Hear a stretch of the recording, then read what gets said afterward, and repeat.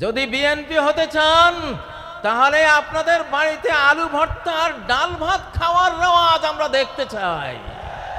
যদি বিএনপি হতে চান ছেঁড়া গেঞ্জি আপনাদের গায়ে আমরা দেখতে চাই। যদি বিএনপি হতে চান তাহলে 7ই নভেম্বর জাতীয় সংহতি দিবস, জয় বাংলা স্রোতের, জয় বাংলার নাপাক স্লোগানে 71 থেকে 75 পর্যন্ত নারায়ে তাকবীর স্লোগান বন্ধ হয়ে গিয়েছিল।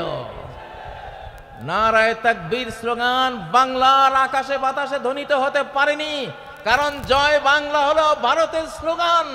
বাংলা বললে বাংলাদেশ বুঝায় না, বাংলা বললে বাংলাদেশ বুঝায় না, এটার ভিতরে ভারতও ঢুকে যায়, ঠিক নয় কি? পশ্চিম বাংলাকে ভিতরে আনার জন্য এবং পশ্চিম বাংলার টানে পূর্ব বাংলা অর্থাৎ বাংলাদেশ দখলের জন্য স্লোগান তৈরি করা হয়েছিল জয় বাংলা। সেই জয় বাংলা একটা শিরিকি স্লোগান। আমার লক্ষ্মীপুর জেলার বশিকপুর গ্রামের 12 বছরের ছেলে, লালবাগ মাদ্রাসার ছাত্র মৌলানা আব্দুল জব্বার সাহেবের ছেলে, ছোট্ট শিশু, মুক্তিবাহিনী, ওই সময়ের কিছু মুক্তিবাহিনী যারা ভারতের দালালি করত, সবাই না, সবার কথা বলছি না, ওই দালালগুলো বলল এই ছেলে এইদিকে আয়, জয় বাংলা স্লোগান দেশে বলল আমি দেব না। এটা শিরিক। কেন শিরিক? উহুদ যুদ্ধের সময় আবু সুফিয়ান নবীজির আর সাহাবীদের আপাত পরাজয় দেখে বলছিল উলু হুবাল, আয় জয় হুবাল। উলু হুবাল মানে কি? হুবাল তাদের মূর্তি, আর উলু মানে জয়, জয় হুবাল।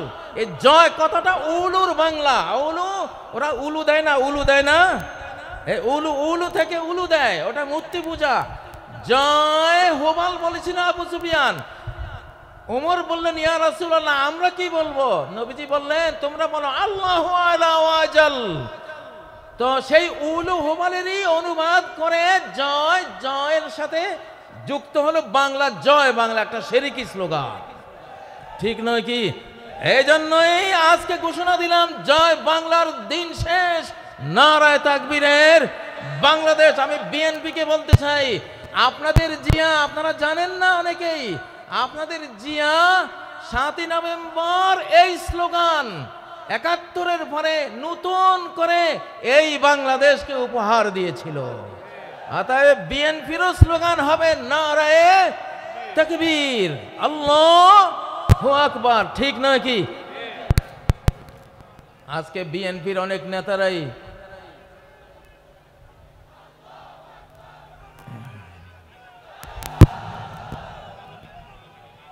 তাকবীর, আল্লাহর রহমত নাজিল হবে, দেন তাকবীর, বেঈমান পরাস্ত হয়ে যাক।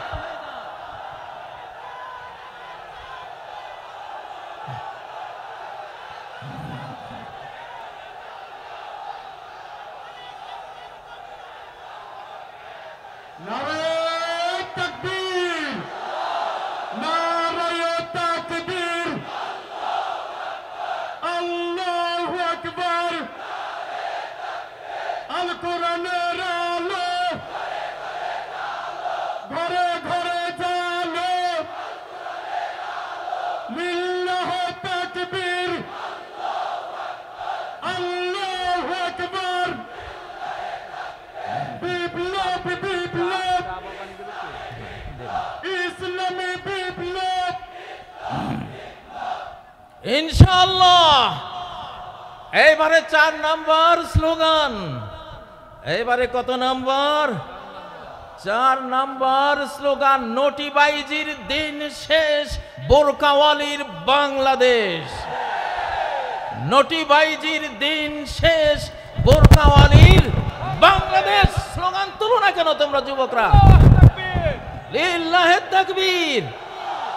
আবার বলছি, এখান থেকে বলো না, নোটিবাইজির দিন শেষ, বোরকাওয়ালির বাংলাদেশ। নোটিবাইজির দিন শেষ, নোটিবাইজির দিন শেষ, নারায়ে তাকবীর, আল্লাহু আকবার। শোনো প্রিয় শ্রোতা মণ্ডলী, এই যে বোরকাওয়ালির বাংলাদেশ, আসলে রাষ্ট্র তৈরি হয় নারী পুরুষের বন্ধন থেকে। নারী পুরুষের বৈধ বন্ধন পরিবার প্রথা। পরিবার দ্বারা নারী পুরুষ একত্রিত হয়, ৫-৭টা মানব শিশু নিয়ে পরিবার তৈরি হয়। কতকটা পরিবার নিয়ে একটা বাড়ি তৈরি হয়, কতগুলো বাড়ি নিয়ে একটা গ্রাম তৈরি হয়, কতগুলো গ্রাম নিয়ে একটা ইউনিয়ন তৈরি হয়, কতগুলো ইউনিয়ন নিয়ে কি তৈরি হয়, একটা উপজেলা তৈরি হয়, কতগুলো উপজেলা নিয়ে একটা জেলা তৈরি হয়, কতগুলো জেলা নিয়ে একটা বিভাগ তৈরি হয়, কতগুলো বিভাগ নিয়ে একটা দেশ তৈরি হয়। শুরুটা কোত্থেকে হলো? ওই যে নরনারী থেকে। কোত্থেকে? নরনারীর পরিবার প্রথা থেকে।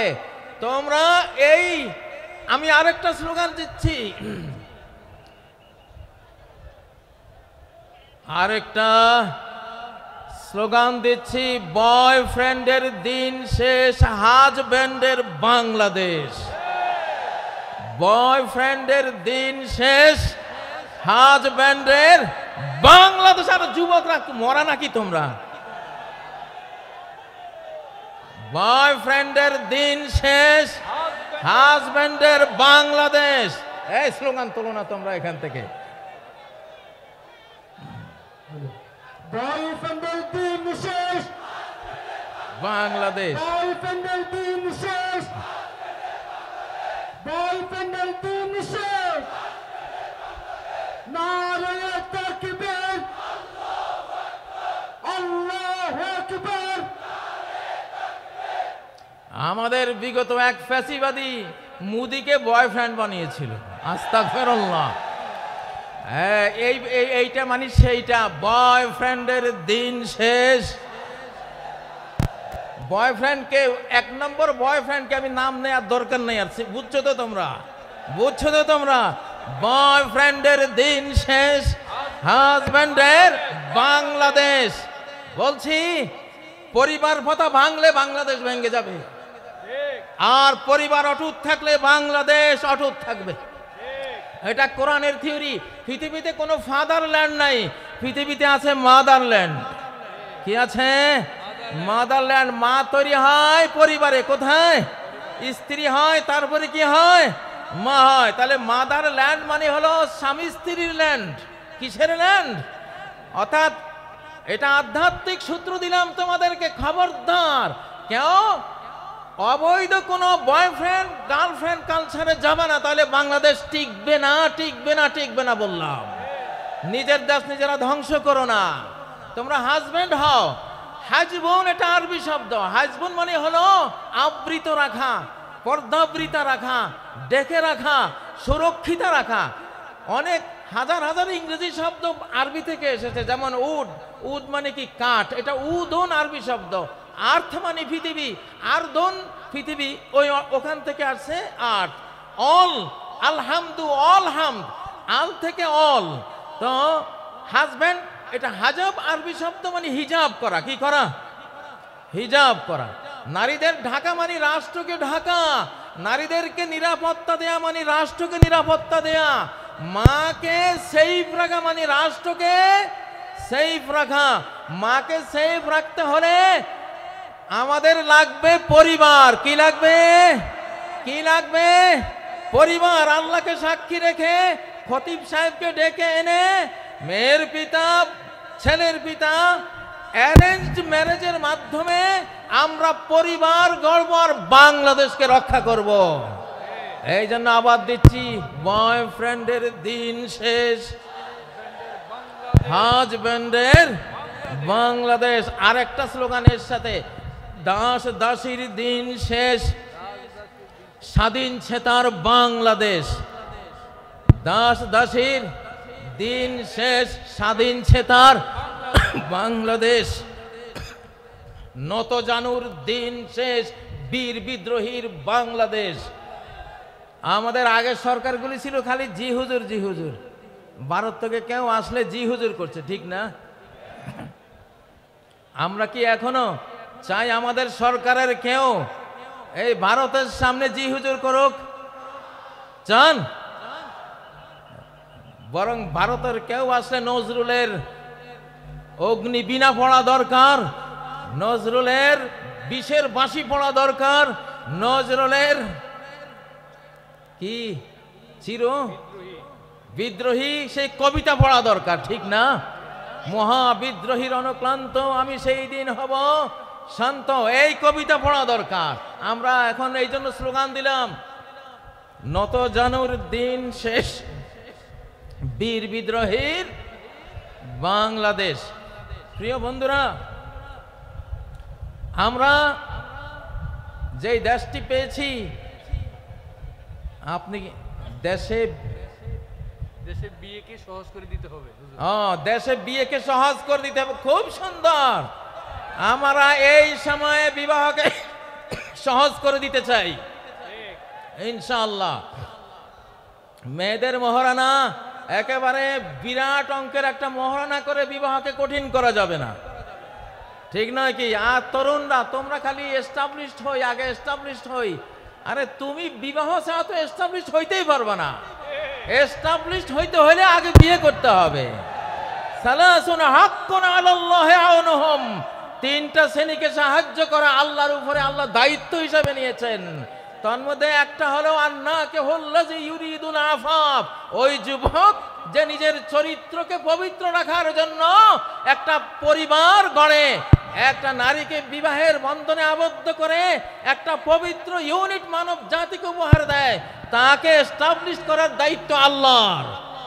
তার অর্থনীতির চাকা সচল করে দেওয়ার দায়িত্ব আল্লাহর, তাকে রিজিক দেওয়ার দায়িত্ব আল্লাহর। অতএব তোমরা এস্টাবলিশড হয়ে বিয়ে করবা এটা না, এস্টাবলিশড হওয়ার আগে একটা স্ত্রী চালাতে কি লাগে? তিনটা জিনিস লাগে। কি লাগে? একজন স্ত্রী চালাতে কয় জিনিস লাগে? সহজ সহজ তিনটা জিনিস। একটা হলো মানসবাহা আমিনান ফি সারবিহি, যেই লোক ভোর করে একটা নিরাপদ ছোট্ট কুঁড়ে ঘরে, একজন স্ত্রী ফালতে একটা ছোট্ট ঘর হলেই তো যথেষ্ট, ঠিক নয় কি? একটা ঘর লাগে। আর দ্বিতীয় ইনদাহু কুতু ইয়াউমিহি, একদিনের খাবার লাগে। কয় দিনের? একদিনের খাবার যদি ঘরে থাকে, নিরাপদ একটা ঘর থাকে, মুআফান ফি বাদানিহি, তার শরীরটা সুস্থ যদি থাকে, তাহলে সে একটা পরিবার গড়তে পারে। আলহামদুলিল্লাহ। প্রিয় ভাইয়েরা, আমার কতগুলি স্লোগান দিয়ে আজকে আপনাদেরকে আমি শিখাবার চেষ্টা করছি আমাদের আগামীর বাংলাদেশ কি হবে, ঠিক নয় কি? এবারে একটা স্লোগান দেব। এই স্লোগানটা হলো চোর বাটপারের দিন শেষ, চোর বাটপারের দিন শেষ, আলিম ওলামার বাংলাদেশ, অলি আউলিয়ার বাংলাদেশ। এরপরে কি আরো দুই একটা মিলান, চোর বাটপারের দিন শেষ, যুবকদের বাংলাদেশ।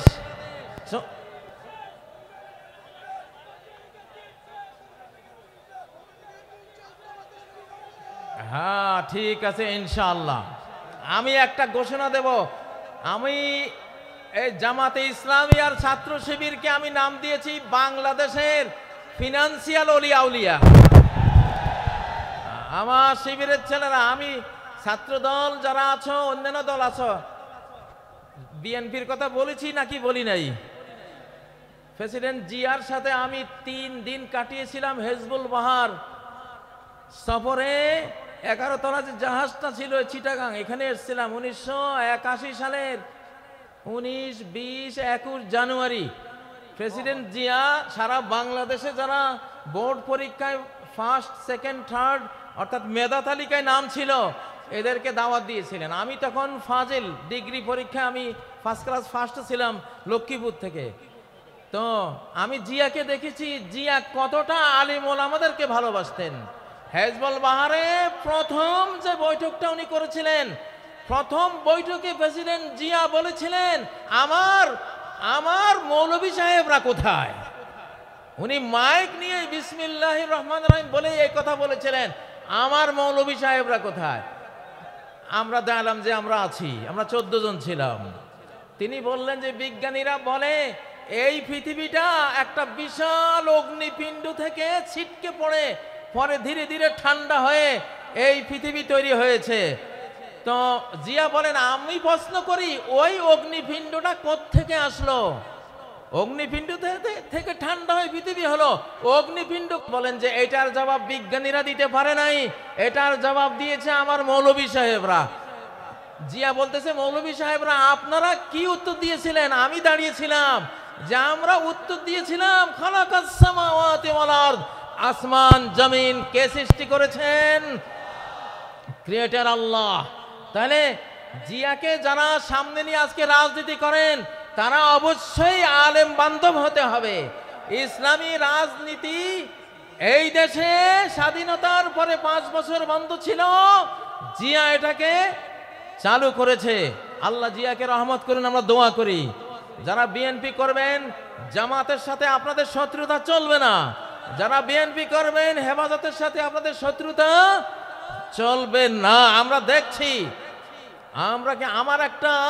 আমি সব দলকে একসাথে বসাবার জন্য একটা সংস্থা করেছি, বাংলাদেশ বিপ্লবী কমান্ড কাউন্সিল। বলো, বাংলাদেশ বিপ্লবী কমান্ড কাউন্সিল। আমি ওখানে বিএনপিকে বসাতে চাই, জামাতকে বসাতে চাই, হেফাজতকে বসাতে চাই, আরো চরমনায় আছে তাদের, যারা যারা রাজনীতি করেন সবাইকে বসাবো। তারা নিজ নিজ দল নিয়ে তারা সব কাজ করবে, বাট জাতীয় ইস্যুগুলিতে স্বাধীনতা রক্ষা, অখণ্ডতা রক্ষা, নিরাপত্তা রক্ষার প্রশ্নে সকল দলকে এক জায়গায় বসিয়ে প্রয়োজনে মৃত্যু সৈনিক তৈরি করার ঘোষণা দেব ইনশাআল্লাহ। ডেথ ফোর্স বানাবো, এবার আবু সাইদ ফোর্স বানানো হবে ইনশাআল্লাহ। নারায়ে তাকবীর।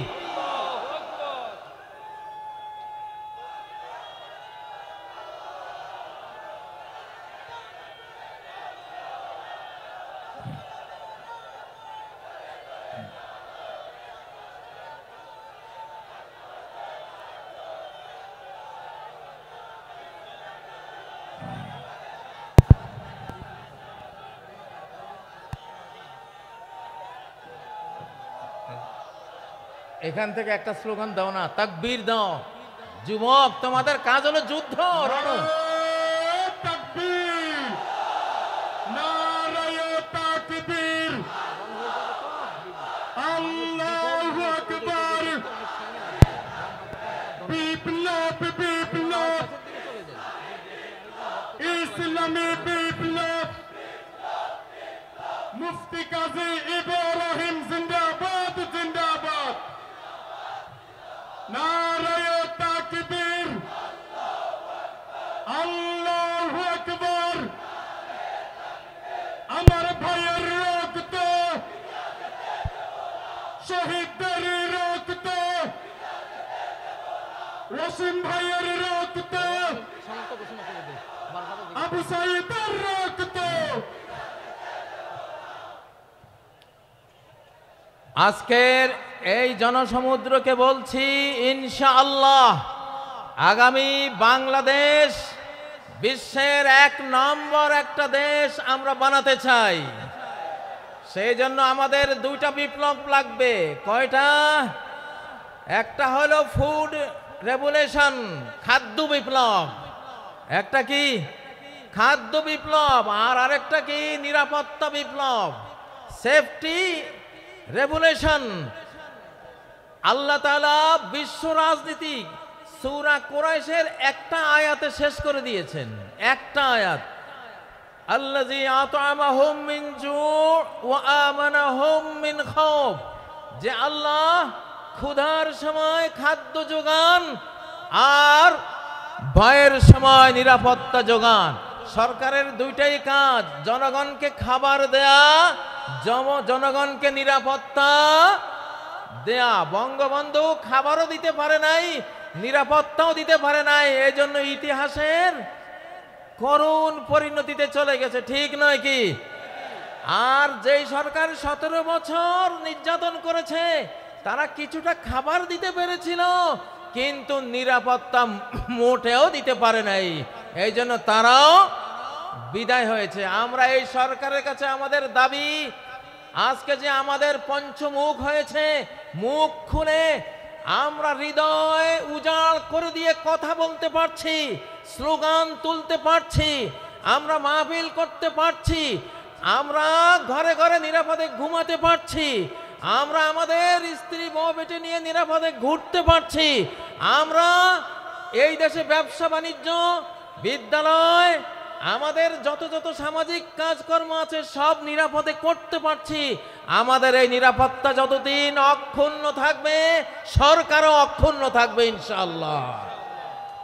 আমাদের জনগণের পেটে খাবার চাই, দ্রব্যমূল্যের ঊর্ধ্বগতি টেনে ধরতে হবে। বাংলাদেশের প্রতি ইঞ্চি ভূমিকে আমরা ফসলি জমিতে পরিণত করতে চাই ইনশাআল্লাহ।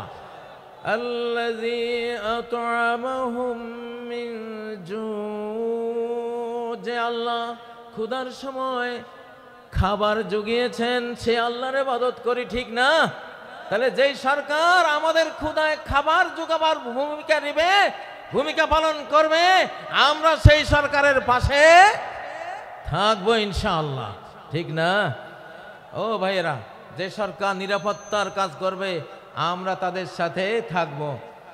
তবে আমাদের এই সরকার অধিকাংশ বুড়োদের সরকার, অধিকাংশ কি বড়দের সরকার। জোয়ান দুইটা পোলা ছিল, নাহিদার আসিফ, ওদের মন্ত্রণালয় পুড়ে দিয়েছে। এটা একটা ষড়যন্ত্র, কোনো সন্দেহ নাই। এই জন্য সকল ষড়যন্ত্রের জন্য আমরা প্রত্যেকে আজ বাংলাদেশের এক একজন সৈনিক ইনশাআল্লাহ। আমরা প্রত্যেকে বাংলাদেশের সৈনিক। গতকাল এক ওয়াজ মাহফিলে বলেছিলাম, কোরআন আর লোহা একসাথে থাকে। নবীজির কোরআনও ছিল, লোহাও ছিল। লোহা মানি তলোয়ার, লোহা মানি বল্লম, লোহা মানি তীর, লোহা মানি লোহার বর্ম, লোহা মানি হেলমেট, লোহা মানি ঢাল। নবীজির কোরআনও ছিল, লোহাও ছিল। সাহাবীদের কোরআনও ছিল, লোহাও ছিল। এই জন্য তারা কোরআন দিয়ে হেদায়েত করেছে, যে হেদায়েত কবুল করেনি লোহা দিয়ে তাকে ঠান্ডা করে দিয়েছে, ঠিক নয় কি? এখন আমাদের অবস্থা কি? সরকারের কাছে লোহা আছে, কোরআন নাই। আলেম ওলামা পাবলিকের কাছে কোরআন আছে, লোহা নাই। আমরা দুইটার সমন্বয় করব ইনশাআল্লাহ। আমরা কি করব? দুইটার সমন্বয় করব। সরকারকে দাবি তুলছি, সরকার আমাদেরকে ট্রেনিং দিবে, অস্ত্র দিবে, লোহা দেবে। আমাদের কোরআন আছে, আমাদের লোহা চাই। সরকারের লোহা আছে, সরকারের কোরআন চাই। দুটার সমন্বয় হলে এই বাংলাদেশের দিকে চোখ তুলে তাকাবার কোনো মানুষ খুঁজে পাওয়া যাবে না ইনশাআল্লাহ। আমি গ্রেফতারির রাতের স্লোগানটি আবার দিচ্ছি, র মুক্ত বাংলাদেশ জিন্দাবাদ জিন্দাবাদ। বলো, র মুক্ত বাংলাদেশ জিন্দাবাদ জিন্দাবাদ। এই স্লোগানটা দরকার আছে না নাই?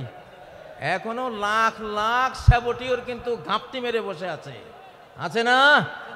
একজনও থাকতে দেব না ইনশাআল্লাহ। সবাইকে একেবারে ছক্কা মেরে সীমানার ওপারে, মাথার উপর দিকে উড়িয়ে, ঠিক নয় কি? কারা কারা রাজি আছো? র মুক্ত বাংলাদেশ,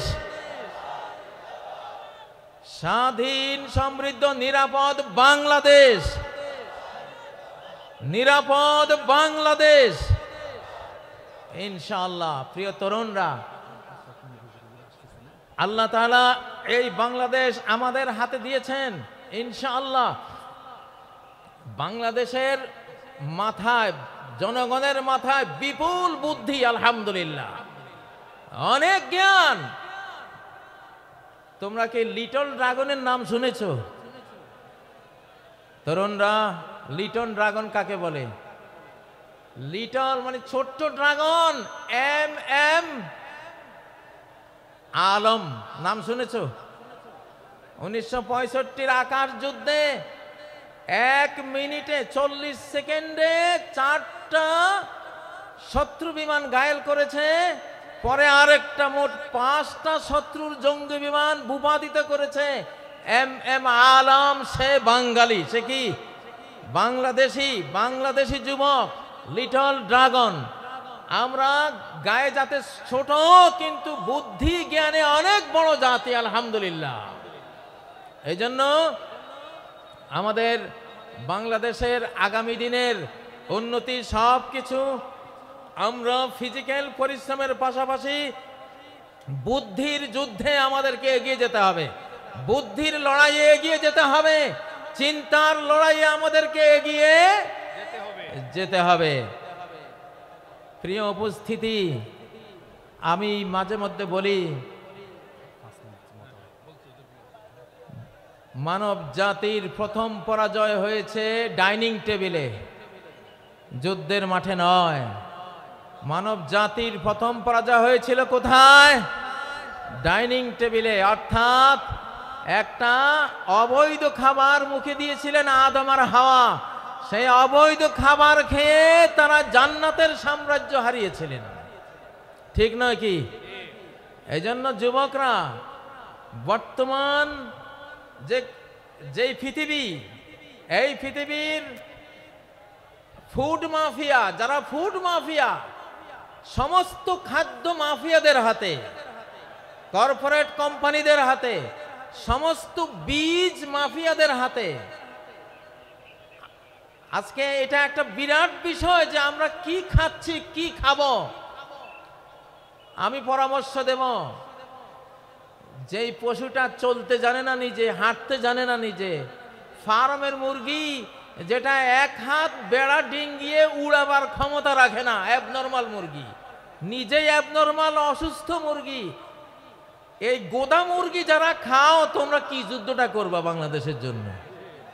হ্যাঁ, দেশি মুরগি, আল্লাহর মুরগি খাবা। আল্লাহর মুরগি যেখানে মানুষের হাত পড়ে নাই, এইটা মোটরসাইকেলের নিচে পড়ে মুরগির মাথা ছিন্ন হয়ে গেছে, তারপরও উড়াল দিয়ে 2-3 একর পার হয়ে গিয়ে পড়ছে। ক্ষমতাটা কি? মাথা চলে যাওয়ার পরেও উড়ে, এটা হলো আল্লাহর মুরগির ক্ষমতা, ঠিক না?